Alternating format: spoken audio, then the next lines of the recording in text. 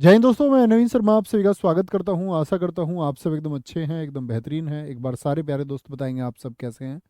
उम्मीद करेंगे एकदम अच्छे होंगे, एकदम बेहतरीन होंगे। बच्चे जुड़ ही नहीं पा रहे क्लास से, कैसे? प्यारे दोस्त एक बार थम्स अप करके बताएंगे कि आप सब लोग क्या क्लास से आसानी से जुड़ पा रहे हैं। आज एप्लीकेशन का एक इशू चल रहा है, शायद आज सब कुछ सॉल्व होगा। दरअसल में दोस्त आप सब लोग जानते हैं कि आगे हमारा खाकी बैच की सारी क्लासेस एप्लीकेशन पर आई, तो उसमें कई लाख बच्चे का लोड वो एप्लीकेशन पर एकदम से आया। और उस टेक्निकल दिक्कत आती है जब एप्लीकेशन पर लोड आता है एकदम से। तो ये दिक्कत शायद आज रहेगी, आज आपको फेस करनी पड़ सकती है। बाकी ये सॉल्व आउट हो जाएगी आज ही। मैं देख पा रहा हूँ बहुत धीमे, अभी तक 43 बच्चे क्लास से जुड़ पाए हैं, जिनकी संख्या लगभग 12 से 14 हज़ार होती है उन बच्चों की। आपको शायद कोई इशू आ रहा है, देखें एक बार।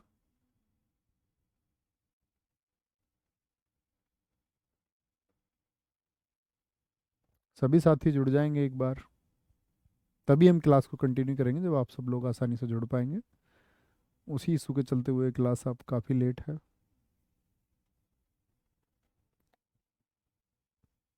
एक बार प्लीज़ सारे दोस्त सारे साथी थम्स अप करेंगे कि हम लोग आसानी से जुड़ पा रहे हैं। ठीक है, हाँ अब बच्चे जुड़ने लगे हैं सारे लोग आसानी से, बहुत बढ़िया। 3 हज़ार, 4 हज़ार, 4.5, अरे गुड। 6 हज़ार, अब आसानी से आप जुड़ पा रहे हैं। तो दोस्त हम लोग पढ़ रहे थे आपका इतिहास को, और इतिहास में आज हम लोग शुरू करने वाले थे आपका विजयनगर साम्राज्य को। विजयनगर साम्राज्य को पढ़ने से पहले आपको समझना होगा दोस्त, दिल्ली सल्तनत। ठीक है, मतलब दिल्ली सल्तनत ऐसे नहीं कि पूरा पढ़ना है आपको। दिल्ली सल्तनत, दिल्ली सल्तनत में कितने वंश हुए, कितने बच्चे जानते हैं? तो दिल्ली सल्तनत का मतलब दिल्ली पर राज करने वाली शक्तियां। ये दोस्त आपके 5 वंश थे: गुलाम, खिलजी, तुगलक, सैयद और लोदी। एक हुआ आपका गुलाम डायनेस्टी, फिर आपके हुए खिलजी। नोट मत करना कुछ भी इसको, है ना। खिलजी, ये सब हम पढ़ेंगे जब मध्यकालीन भारत को पढ़ेंगे। तुगलक वंश हुआ आपका, यहाँ पर आपके सैयद हुए आपके, सैयद हुए आपके, और फिर हुए आपके लोदी। लोदी, तो 5 कुल मिलाकर के वंश हुए। ठीक है, क्या बोलेंगे? 5 कुल मिलाकर के वंश हुए। इनमें से जो ये आपका तुगलक वंश है, ये दिल्ली पर था 1320 से लेकर के 1414 तक। इसमें 3 शासक बड़े हैं। 1320 से 1325 तक जो इसका संस्थापक है, उसका नाम है GST, goods and service tax नहीं, गयासुद्दीन तुगलक। गयासुद्दीन तुगलक।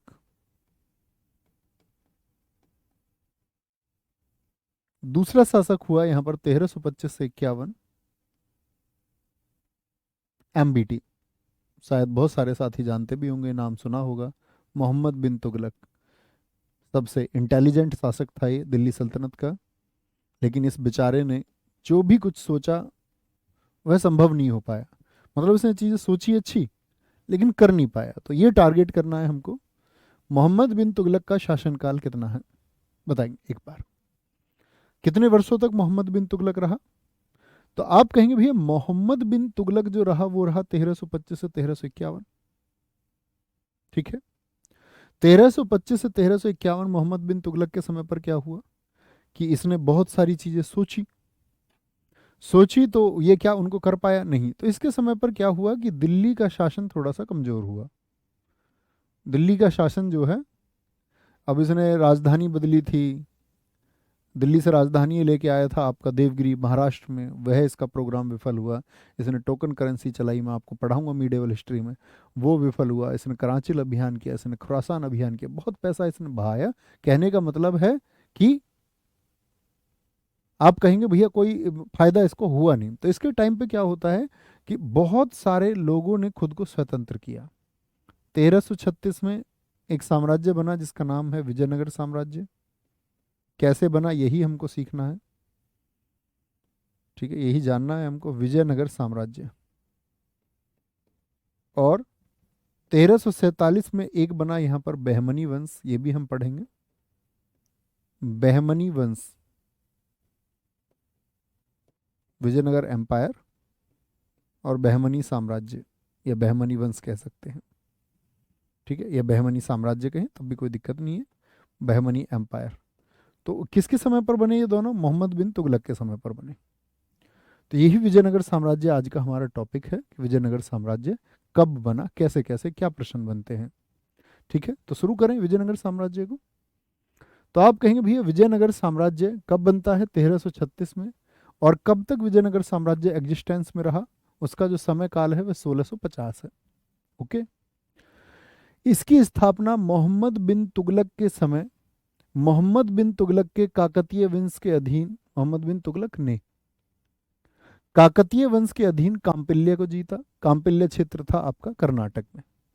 ठीक है, तो मोहम्मद बिन तुगलक क्या करता है, आपका जो कर्नाटक है आपका, ठीक है, यहां से कर्नाटक में इसने जीता आपका किस क्षेत्र को? काम्पिल्य क्षेत्र को, दिल्ली से काम्पिल्य। अब काम्पिल्य जब ये जीतता है, देखना काम्पिल्य में क्या था कि विजयनगर साम्राज्य के जो संस्थापक हैं हरिहर राय और बुक्का राय, ये वहां पर जो काकतीय वंश था उसके सामंत थे। सामंत बोले तो मंत्री थे। कौन कौन? हरिहर और बुक्का राय आपका मंत्री थे। कहां पर मंत्री थे दोस्त बताएंगे एक बार? आप कहेंगे काकतीय वंश में। काम्पिल्य अभियान के दौरान जब मोहम्मद बिन तुगलक की सेना ने काम्पिल्य अभियान किया तो उस दौरान इनको बंदी बनाया गया दोनों को, और इन दोनों को सेना जो है बंदी बना करके ले आई दिल्ली।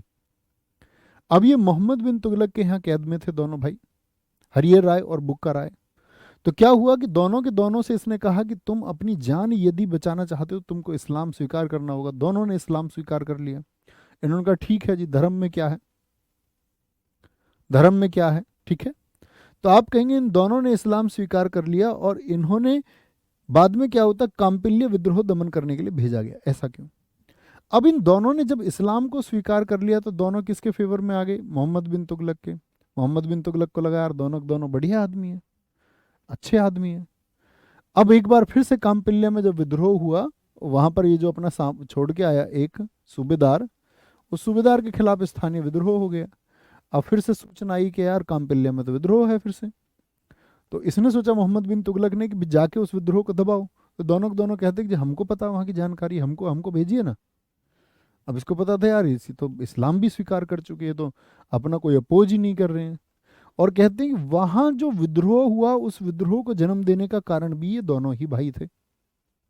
ये बस मौका ढूंढ रहे थे कि कैसे चापलूसी करके मोहम्मद बिन तुगलक की और उधर विद्रोह पैदा करवा दिया। फिर से जो ये विद्रोह हुआ, अब इसने कहा यार पहले विद्रोह हुआ, पहले तो ये बंदी होके आए, भेजू ना भेजू। कहने का मतलब उसने डिसाइड कर लिया कि तुम ही लोग जाओ। ठीक है, क्या बोलेंगे? तुम ही लोग जाओ। तो ये दोनों लोग वहां गए और ये इनकी तो चालाकी थी। तो काम्पिल्य विद्रोह में जब ये आपका दमन करने को गए, जो विद्रोह इनके द्वारा ही जन्म दिया गया था, तो क्या हुआ वहां पर?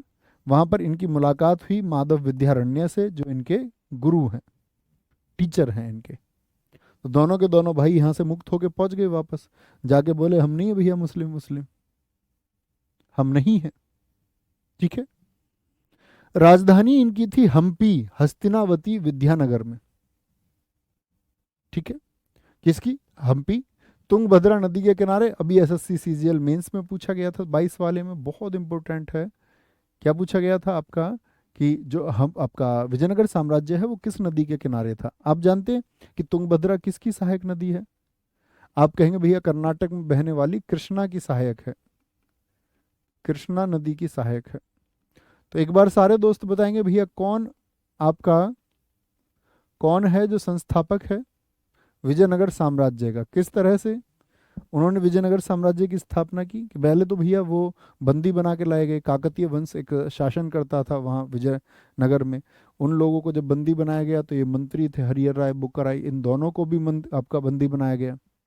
और इन दोनों को जब बंदी बनाया गया तो आकर के मुस्लिम धर्म एक्सेप्ट कर लिया। अब मुस्लिम धर्म एक्सेप्ट कर लिया, मुस्लिम धर्म अगर एक्सेप्ट कर लिया तो फिर क्या हुआ आपका? जाकर के मौका उठाया और जन्म दिया। और जा जन्म दिया जाके वहाँ एक विद्रोह को अपने फायदे के लिए, और वापस जाके बोले भैया हम नहीं है, अब तो हम तो हिंदू हैं कह के। तो विजयनगर साम्राज्य की स्थापना इन्होंने मुक्त की और स्थापित कर लिया उसको। कुल राजधानी कितनी रही है विजयनगर साम्राज्य की? 4 राजधानी रही हैं। पहले बेसिक चीजें जान लीजिए। क्या बोलोगे? अनेगुंडी, तो विजयनगर की पहली राजधानी पूछे अनेगुंडी, ठीक है। दूसरी विद्यानगर, जिसको हम हम्पी के नाम से जानते हैं। और कभी 4 ना पूछ कर ये पूछ ले विजयनगर की राजधानी कौन सी रही, तो आप कहेंगे हम्पी। क्या बोलोगे? हम्पी। जब नंबर पूछे तभी बोलने, दूसरी तीसरी राजधानी चौथी राजधानी चंद्रगिरी रही, ये अंतिम राजधानी है, ठीक है। क्या बोलेंगे? अनेगुंडी, फिर हम्पी आपका, फिर पेनगुंडा और फिर चंद्रगिरी। तो कितनी, यानी कि विजयनगर पर आप कहेंगे भैया 4 राजधानी क्यों बना रखी इन्होंने? 4 नहीं बनाई इन्होंने, ये राजधानी समय समय पर रही है। मैंने कहा विजयनगर साम्राज्य कब से कब तक रहा? 1336 से लेकर के आपका 1650 तक, 1336 से लेकर के 1650 तक, यहां तक विजयनगर साम्राज्य है, ठीक है। अब जब यहां तक विजयनगर साम्राज्य है आपका, तो भैया यहां तक क्या एक ही राजधानी रही? ये इस पीरियड के दौरान 4 राजधानी रही हैं, इस पीरियड के दौरान, ठीक है। विजयनगर साम्राज्य में कुल 4 वंश हुए। सबसे पहले संगम वंश रहा 1336 से 1485, 1336 से 14। संगम वंश, फिर संगम वंश कब से कब तक? 1336 1485। सालुब वंश 1485 से 1505। तुलुव वंश 1505 से 1570। अरावीडु वंश 1570 से 1650। एक बार मुझे सारे दोस्त बताइए कि कितने कितने वर्षों तक रहे। विजयनगर साम्राज्य पर रहे वंशों का क्रम क्या है? फिर हम इनको क्रम से पढ़ना शुरू करेंगे, ये बेसिक जानकारी है। क्या बोलोगे? सस्ता, संगम, सालुव। तो कितने वर्षों तक रहे संगम बोलेंगे आपका? तो क्या कहेंगे भैया? 145 और 4 149 वर्षों तक, 149 ईयर, ठीक बोल रहा हूँ ना मैं? 40 80 और 60 140, हाँ 149 वर्ष, ठीक है। फिर आते हैं आपका सालुब वंश, कितने वर्षों तक शासन करता है? 20 वर्षों तक। बहुत बार पूछा गया है विजयनगर साम्राज्य पर सबसे कम दिनों तक शासन करने वाला वंश कौन सा है? सालुब। तो क्या बोलोगे? सस्ता, संगम, सालुब, फिर आपका तुलुव और फिर अरावीडु। तुलुव वंश कब से कब तक था है आपका? तो 65 वर्ष, 65 वर्ष। अरावीडु वंश कब तक का है आपका? 80। क्या बोलेंगे? 1570 से 1650। तो 50 30 80, 80% लिख रहा हूं मैं। 80 वर्ष। तो सबसे ज्यादा लंबे समय तक किसका रहा? संगम वंश का। और सबसे कम समय तक, कभी गलत उत्तर तो नहीं दे के आएंगे परीक्षा में, एक बार आंखें बंद करके मेमोराइज कीजिए इसको। सस्ता, पहला संगम वंश है 1336 से 149 वर्ष याद रखने हैं। फिर आपका सालुब वंश है, फिर आपको 20 वर्ष जोड़ने, 1505 से 1500, क्या बोलेंगे आपका, सॉरी 1505 क्या, 1485 से 1505 जोड़ लेना आपको, वहाँ 149 जोड़ने। फिर आपका तलुब वंश आएगा। तालुब वंश कितने वर्षों तक? 65 वर्षों तक, यानी 1505 से 1500 आप कहेंगे 70 तक है। फिर उसके बाद में 1570 1650 तक आप कहेंगे अरावीडु वंश है। कभी गलती नहीं करनी, ठीक है। अब शुरू करेंगे। अब बेसिक बात, ये तो हुई आपकी कॉमन बात है, बेसिक बात है। मुझे बताइए विजयनगर साम्राज्य की स्थापना किसके दौरान हुई? तो आप कहेंगे मोहम्मद बिन तुगलक के दौरान हुई भी है। मोहम्मद बिन तुगलक उस दौरान दिल्ली का शासक था। किस तरह से घटनाक्रम बना? 4 राजधानी इनकी रही हैं। किस नदी के किनारे हैं? किस राज्य में है आपका? या मैं बोलूँ विजयनगर साम्राज्य भारत के किस हिस्से में है? पूर्व में, पश्चिम में, उत्तर में, दक्षिण में? आप राज्यों की कितनी समझ रखते हैं एक बार कमेंट सेक्शन में बताइए। मैं आपसे यदि पूछता हूं विजयनगर साम्राज्य भारत के किस हिस्से में है? पूर्व, पश्चिम, के उत्तर, के दक्षिण? तो आप कहेंगे भैया कर्नाटक। कर्नाटक का मतलब दक्षिण में है। हम इतना तो गलत नहीं करके आएंगे, ठीक है। बहुत बढ़िया जी। Manisha Kumari very good. राधे बहुत शानदार। रोहन पवार बहुत गजब। सर क्लास से दिक्कत आ रही है जुड़ने में। दोस्त एक बार बताएं फिर से कमेंट करके, कोई दिक्कत है क्या? बहुत सारे बच्चे लिख रहे हैं आज भी। संगम वंश, संगम वंश के जो आपके संगम वंश है आपका, कब से कब तक बताया? क्या बोलोगे भैया? 149 वर्षों तक। इनके पिता का नाम संगम है। कौन कौन थे? हरिहर राय और बुक्का राय। तो इसमें सबसे पहले भाई बैठता है गद्दी पर, हरिहर राय। जो 20 वर्षों तक शासक रहा, जिसकी उपाधि है वेद प्रतिष्ठापक। इसने अपनी राजधानी बनाई थी अनेगुंडी। मैंने आपको बताया था कि अनेगुंडी पहली राजधानी थी। अनेगुंडी पहली राजधानी थी। क्या आप मुझे बता सकते हैं दूसरी राजधानी कौन सी थी? राजधानी दूसरी बनी आपका हम्पी। 1346 में होयसल वंश यानी इसने वारंगल को हराया। किसने? हरिहर प्रथम ने। और होयसल वंश के शासक जो थे उसका नाम है बल्लाल थर्ड। बल्लाल थर्ड को हराया, ठीक है।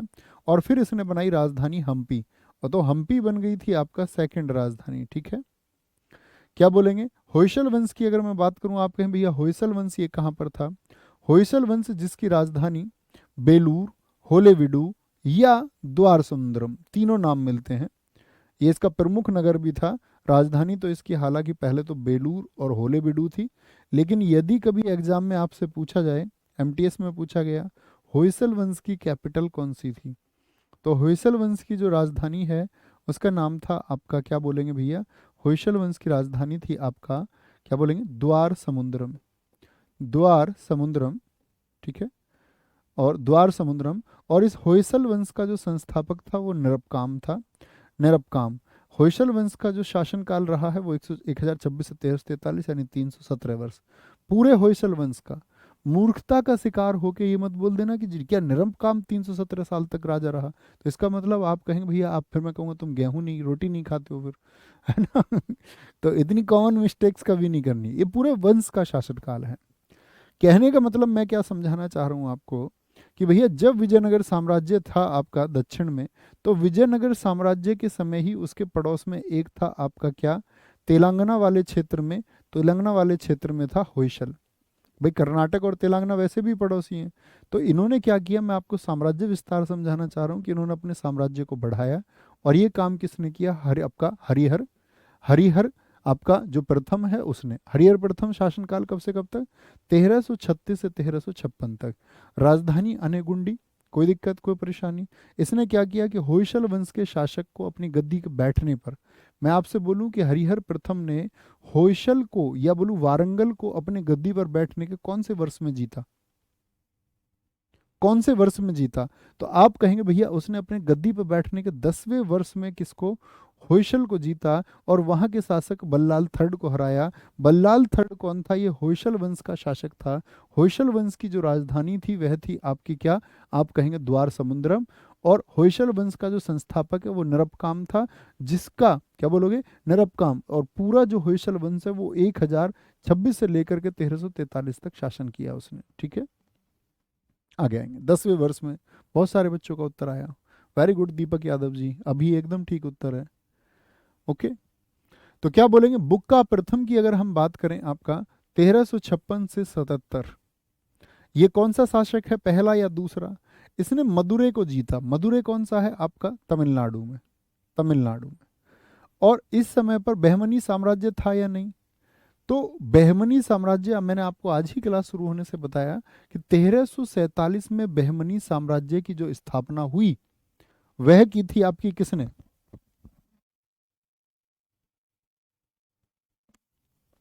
बोलेंगे जी। तो बहमनी साम्राज्य की जो स्थापना हुई आपका वह कब हुई? तो आप कहेंगे भैया एमबीटी के टाइम पर। एमबीटी के टाइम पर बहमनी साम्राज्य की स्थापना हुई।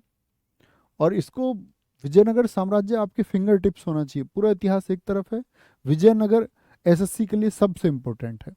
छोटे छोटे पॉइंट्स पूछता है यहाँ से। बहमनी 1347 में, हाँ जी था, इन्हीं का पड़ोसी था। तो बहमनी राज्य से इनका संघर्ष शुरू हुआ। और 1368 में मोहम्मद शाह बहमनी को इन्होंने हराया। और रायचूर जो क्षेत्र है आपका बहमन क्षेत्र में, कर्नाटक के दक्षिण में, उस क्षेत्र को इन्होंने जीत लिया। मुदगल के किले में अदौनी का युद्ध इन्होंने लड़ा। और सबसे पहले यही युद्ध है जिसमें आपका बारूद का प्रयोग हुआ। इसके बाद में शासक आता है, मैंने बोला पहले हरिहर प्रथम, फिर बुक्का शासक आया, फिर आपका हरिहर द्वितीय आया 1370 से 1404 तक। इसने मोहम्मद शाह द्वितीय को हराया जो स्थानीय शासक था गोवा का, और गोवा और दाभोला को जीता, ठीक है। इसके बाद में विरूपाक्ष एक शासक रहा। बुक्का सेकंड रहा, ये बुक्का सेकंड है, इसको भी याद करने की जरूरत नहीं है। फिर आता है देवराय प्रथम। देवराय प्रथम ये भी प्रयास कर रहा था क्योंकि बहमनियों से इनका झगड़ा था 1406 से 1422। इसे ये फिरोज शाह बहमनी से हारा, यानी इसने हराया नहीं है, ये फहमा आपका क्या बोलोगे, फिरोज शाह बहमनी से ये हारा। और फिरोज शाह बहमनी से जो इसका युद्ध हुआ बहमनी साम्राज्य में, तो क्या बोलेंगे, सोनार की बेटी का युद्ध इसको बोलते हैं। बाद में वारंगल से मदद लेकर इसने क्या किया, फिरोज शाह बहमनी को हराया देवराय प्रथम ने। इटली से निकोलो कोंटी, कहाँ से बहुत पूछा जाता है, निकोलो कोंटी कहाँ का एक व्यापारी था या कहाँ का एक विदेशी यात्री था, इटली का, किसकी समय पर आया, देवराय के समय पर आया। इसी देवराय प्रथम के दरबार में श्रीनाथ विद्वान रहता था, जिसकी रचना का नाम हरविलास है। जिसकी रचना का नाम क्या है, हरविलास। एकदम ठीक उत्तर आपने दिया था चंचल शर्मा जी। गुरु जी बहुत ज्यादा वीडियो अटक रही है बच्चा, आज तो वीडियो में बहुत ज्यादा इशू है। श्रीनाथ विद्वान रहता था। और देवराय द्वितीय 1424 से 1446 तक एक शासक रहा, जिसकी रचना है महानाटक सुधा निधि। क्या बोलेंगे, महानाटक सुधा निधि। इसी को हम गज बेटकर की उपाधि देते हैं, क्योंकि इसने आपका हाथियों से युद्ध लड़के हाथियों को दान भी इसने किया है आपका। और विजयनगर साम्राज्य का सबसे महान शासक कौन था, विजयनगर साम्राज्य का, विजयनगर साम्राज्य का सबसे महान शासक, सबसे ज्यादा मुस्लिम सैनिक किसकी सेना में थे विजयनगर में, देवराय द्वितीय। अब्दुल रज्जाक ईरान से किसके टाइम पर आया, ये सबसे ज्यादा दो प्रचलित प्रश्न हैं। तो क्या बोलेंगे, मैंने अभी आपको बताया निकोलो कोंटी देवराय प्रथम के, और अब्दुल रज्जाक देवराय सेकंड के दरबार में। ये कौन से वंश से संबंधित है विजयनगर के, बताएंगे, सलुब वंश से कि संगम वंश से कि आपका अरावीडू वंश से कि तुलुब वंश से। सारे दोस्त उत्तर देंगे एक बार। तो आप क्या बोलेंगे, इस सलुब वंश का अंतिम शासक रहा आपका प्रोड राय। कौन, प्रोड राय। तो एक क्लास तो हम करेंगे बेसिक के लिए, जो चीज़ें मैं इंपॉर्टेंट बता रहा हूँ इसकी, और एक में हम टैक्सेशन वगैरह ये सब समझेंगे, जहाँ से बहुत इंपॉर्टेंट क्वेश्चन मिलते हैं। ठीक है, तो बात समझेंगे, कौन देवराय इंपॉर्टेंट है, और मैंने बताया विजयनगर साम्राज्य का नहीं, किसका सबसे महत्वपूर्ण शासक है, संगम वंश का। विजयनगर में भी किसका, संगम वंश का। अगर आपसे पूछे विजयनगर का, तो क्योंकि आगे आएगा अभी, संगम वंश का, विजयनगर में संगम वंश का सबसे महान शासक ये है। फिर आता है सुलभ वंश। सुलभ वंश का मतलब था संस्थापक इसका है नरसिंह, जिसको प्रथम बलापहार कहा गया है। प्रथम बलापहार से क्या मतलब है, आपको एक बात समझनी होगी कि अभी तक क्या था आपका संगम वंश, और संगम वंश को हरा करके जो प्रौढ़ रॉय को गद्दी से हटाया, वो हटाया नरसिंह प्रथम ने बल के द्वारा। तो यदि बल के द्वारा गद्दी को छीन लिया जाए ताकत के द्वारा, तो ये वो छीनने वाला था दक्षिण में नरसिंह, इसीलिए इसको कहा गया प्रथम बलापहार। इसके बाद में आया तुलुप वंश, और तुलुप वंश में वीरन सिंह ने भी सुलभ वंश के शासक से इसी प्रकार चीजें छीनी, तो वीरन सिंह को कहा गया है द्वितीय बलापहार। तो बहुत इंपॉर्टेंट है ये दोनों नाम, याद रख लेना, पूछा जाता है भारतीय इतिहास में प्रथम बलापहार किसको कहा जाता है। तो आप कहेंगे प्रथम बलापहार कहने का कारण है संगम वंश की शक्ति को छीन के, संगम परिवार से शक्ति कहाँ चली गई, सलुब परिवार में चली गई, और सलुब परिवार को से एक शक्ति दी नरसिंह ने, तो उसको प्रथम बलापहार कहा गया।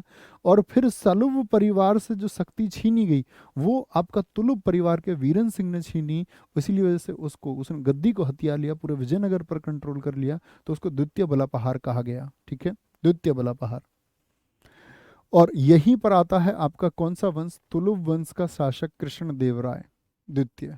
कृष्णदेवराय द्वितीय का शासनकाल सबके भूल जाना, लेकिन इसका शासनकाल मत भूलना, 1509 से 29। कितने दोस्त बताएंगे इस समय पर दिल्ली की गद्दी पर कौन था, क्या कोई था दिल्ली की गद्दी पर। तो आप कहेंगे भैया इस टाइम दिल्ली पर आपका, दिल्ली पर एक शासक तो था, जो था 1509 से 1526।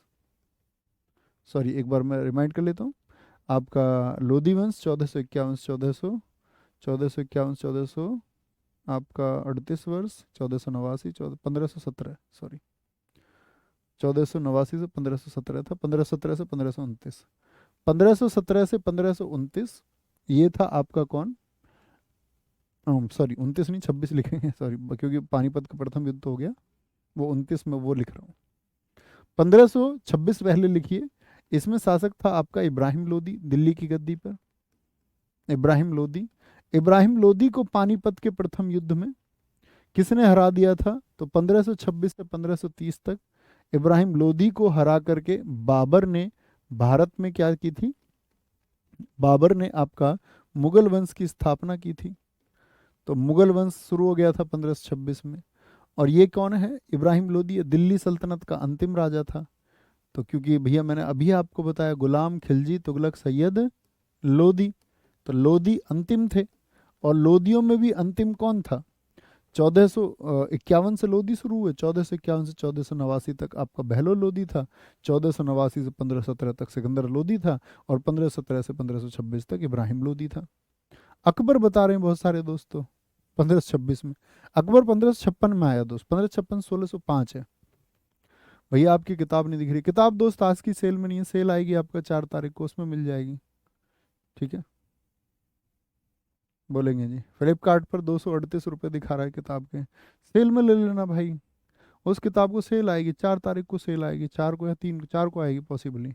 वो 149 की मिलेगी वहाँ से, तब खरीद लेना। बाकी सब जगह महंगी मिलेगी, ऑफलाइन मार्केट महंगी मिलेगी। वो जो सेल चलेगी उस दिन ही उसमें ही मिल पाएगी सस्ती, नहीं तो बाकी तो उसका प्राइस शायद 200 के आसपास या उससे ज़्यादा रहेगा। तो बाबर आ गया। विजयनगर साम्राज्य के सबसे महानतम शासक है कृष्णदेव राय। इसकी उपाधि अभिनव भोज, आंध्र पितामह, आंध्र भोज इसको हम कहते हैं। इसके समय को तेलुगु साहित्य का स्वर्णकाल कहा जाता है, जैसे जहांगीर के समय को हम चित्रकला का स्वर्णकाल कहते हैं, गुप्त इतिहास को भारतीय इतिहास का स्वर्णकाल कहते हैं। उसी प्रकार से तेलुगु साहित्य का स्वर्णकाल किसको कहा जाता है? वह कृष्णदेव राय के टाइम को कहा जाता है। इन्होंने तेलुगु के प्रसिद्ध ग्रंथ अमुक्त माल्यद यानी कि विश्वविद्या की रचना की। क्या बोलेंगे? बहुत इंपॉर्टेंट है ये। अमुक्त माल्यद किसने लिखा है? इतनी बार ना जाने मैं ये कहूँ आपसे, एसएससी शायद 50 बार भी पूछ चुकी हो तो भी कम है। अमुक्त माल्यद की रचना विजयनगर के बोलेंगे भी फटाफट से, क्या बोलेंगे, किस शासक ने की है? कृष्णदेव राय ने स्वयं। बाबर ने अपनी पुस्तक लिखी तुजु के बाबरी, उसने भी लिखी थी चगताई तुर्क भाषा में। और उसने दक्षिण का सबसे महान शासक किसको बताया? कृष्णदेव राय को बताया है। ओके। उड़ीसा के शासक प्रताप रुद्र को हरा करके इन्होंने तेलंगाना क्षेत्र जीता था।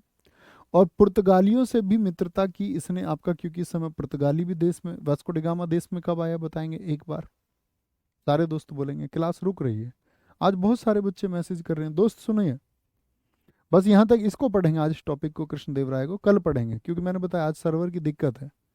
सर्वर की दिक्कत ये है मित्र कि आपका आज खाकी बैच हमारा एप्लीकेशन पे आया, तो जिस दिन कोई बड़ा बैच एप्लीकेशन पे आता है, ठीक है, एप्लीकेशन पे आता है, तो उस दिन क्या होता है दोस्त, बर्डन की वजह से उसमें दिक्कत आती है, और फिर वो हमारी तुम्हारी लोगों को कनेक्ट, देखो ज़्यादातर बच्चे यही लिख रहे हैं वीडियो में दिक्कत है। ये यहाँ तक पढ़ेंगे बस। इसने किसको हराया? कृष्णदेव राय ने उड़ीसा के शासक को हराया। पुर्तगालियों से मित्रता की, तो पुर्तगालियों का इनके यहाँ आना जाना था। तो मोस्ट इंपोर्टेंट बात है, 2 पुर्तगाली यात्री विजयनगर आए, जिसमें से कौन है? बरबोसा और आपका डोमिंगो पायस। दोनों दोस्त बोले, दोनों ये कहाँ के हैं? आपका निकोलो कोंटी भूलोगे तो नहीं, इटली से आया। अब्दुल रज्जाक भूलोगे तो नहीं, कहाँ से आया? फारस क्षेत्र से आया था। और आपका बरबोसा और डोमिंगो पायस कहाँ से आए? जैसे हिंसवांग, और आपका ये पूछे जाते हैं ना कि हिंसवांग कहाँ से आया? चाइना से। ठीक है, जैसे आपसे पूछ लेगा फाइयान कहाँ से आया, उस तरह ये भी बहुत इंपॉर्टेंट है आधुनिक इतिहास से। अष्ट दिग्गज किनके दरबार में रहते थे? दक्षिण का शासक आप सारे लोग जानते होंगे। अकबर का जो टाइम है, अकबर के टाइम पर रहते थे नवरत्न। अकबर के टाइम पर रहते थे 9 रत्न। और 9 रत्न ऐसे ही आपका चंद्रगुप्त द्वितीय हुआ, उसके टाइम पर भी मैं आपको पढ़ाऊंगा इतिहास में, चंद्रगुप्त के टाइम पर भी कितने रहते थे? 9 रत्न रहते थे। तो अष्टदिग्गज यानी कि 8 विद्वान लोग, जिनमें से तेनालीराम की कहानी छोटी कक्षाओं में किसने पढ़ी है? तेनालीराम भी इनके दरबार में रहता था। इनकी बुक है पांडुरंग महात्म्य या पेद्धन नदी तिम्न। ये किसकी रचनाएं हैं? पेद्धन बहुत पूछी जाती है, पांडुरंग महात्म्य बहुत पूछी जाती है। ये सब किसकी रचनाएं हैं? पांडुरंग महात्म्य है। बोलेंगे भाई फटाफट से। वीडियो सही चल रहा है सर, हमारे बहुत सारे बच्चे लिख रहे हैं, उनका वीडियो नहीं लिख रहा है, रुक रहा है। सारे दोस्त लिख रहे हैं, क्योंकि दोस्त आज आधे ही बच्चे जुड़ पाए हैं क्लास से, आधे बच्चे जुड़ ही नहीं पाए हैं। कुछ ना कुछ इशू तो जरूर है। आपकी कक्षा में भी बच्चे जुड़ पाए हैं लगभग 7400 के करीब, जबकि हर रोज इनकी संख्या ज़्यादा होती है, तो कुछ ना कुछ इशू तो है। तो बहुत सारे बच्चे शायद जो जुड़ पाए हैं ठीक से, उन्हें कोई दिक्कत नहीं हो रही है।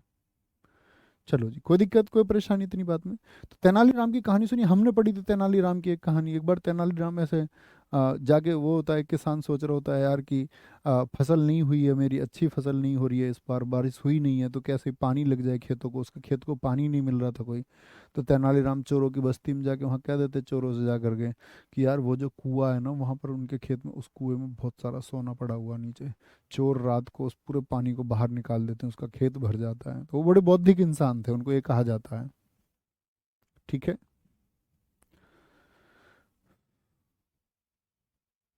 Very good very good. ठीक है, कोई दिक्कत कोई परेशानी यहाँ तक। पांडुरंग महात्म्य, इसके बाद में आपका अच्युदेव राय रहा 1529 से 1542। नूनीज पुर्तगाली इन्हीं के समय पर आया। कौन? नूनीज पुर्तगाली, बहुत इंपॉर्टेंट।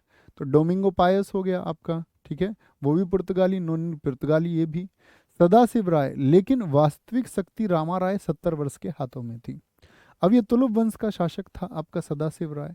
तो आप कहेंगे आपका भैया कि ये क्या है सदाशिव राय, तो राजा तो है लेकिन शक्ति किसके पास है? रामा राय के पास में। और यही जो व्यक्ति विजयनगर के पतन का कारण बन गया, क्योंकि इसके समय पर हुआ तालीकोटा का युद्ध 23 जनवरी 1565 को, जिसमें रामा राय के हाथ में क्या था? कंट्रोल। और अली आदिल शाह ने दोस्त बहमनी, जो इसके आसपास के 5 वंश थे, उनको मिलाकर के बोले विजयनगर को हराना है। और राक्षसी तांगड़ी का युद्ध इसको हम बोलते हैं। इसी युद्ध को हम बन्नी हट्टी का युद्ध भी कहते हैं। बन्नी हट्टी का वॉर किसको कहते हैं? तो आपसे अगर मैं पूछूं विजयनगर साम्राज्य के पतन का क्या कारण रहा, बताएंगे? तो सारे दोस्तों का आंसर आना चाहिए राक्षसी तांगड़ी या तालीकोटा का युद्ध। और तालीकोटा का युद्ध हुआ 23 जनवरी 1565 को। 23 जनवरी 1565 को। चलो जी, कोई दिक्कत कोई परेशानी? क्या बोलेंगे? राक्षसी तांगड़ी का युद्ध हुआ आपका। फिर इसके बाद में जब वो वंश आपका खत्म हो गया सुलभ वंश, तो अरावीडु वंश रहा 1570 1650। सबसे कमजोर वंश है विजयनगर का। इसका संस्थापक था तिरुमल। राजधानी इसने बनाई पैनगुंडा। पैनगुंडा, मुझे बताइए कौन से नंबर की राजधानी थी विजयनगर साम्राज्य की? मैंने कहा पहली राजधानी कौन सी थी इनकी, जरा सोचें। भाई जो आपका हम्पी है वो दूसरी राजधानी थी। पहली राजधानी बताएंगे कौन सी थी इनकी? तो दूसरी तो हम्पी थी। तीसरी राजधानी इन्होंने बनाई पैनगुंडा, और चौथी बनाई चंद्रगिरी, जो इनकी अंतिम राजधानी थी।